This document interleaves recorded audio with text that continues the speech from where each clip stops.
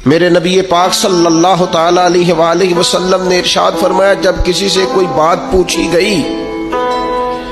اور وہ بات جانتا تھا، اسے علم تھا، وہ گواہی اس کے پاس موجود تھی، وہ شہادت اس کے پاس تھی، اس سے پوچھا گیا لیکن اس بندے نے چھپائی، یہ سنن ابو داؤد میں حدیث ہے، اللہ کے محبوب فرماتے ہیں قیامت کے دن اس بندے کے منہ میں اللہ آگ کی لگام ڈال دے گا۔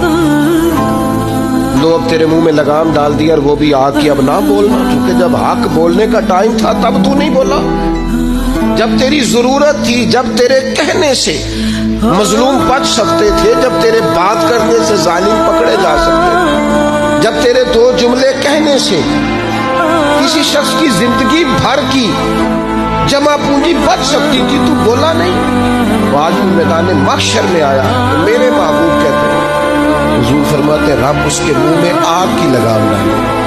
اقبال کہنے لگے اپنے بھی خفا مجھ سے اور بیگانے بھی ناخوش، کیوں؟ میں کہتا ہوں وہی بات سمجھتا ہوں جسے یہ میری مجبوری ہے کہ میں نے ہمیشہ حق کہا ہے، تو اپنے بھی خفا مجھ سے ہے اور بیگانے بھی ناخوش۔ سب جگہ پہ میں ملامتی ہوں، ہر شخص میرے بارے میں رائے دیتا ہے کہ بڑا سخت گیر آدمی ہے، بڑے مزاج کے اندر شدت پائی جاتی ہے، کیوں؟ کہ کہتا ہوں وہی بات سمجھتا ہوں جسے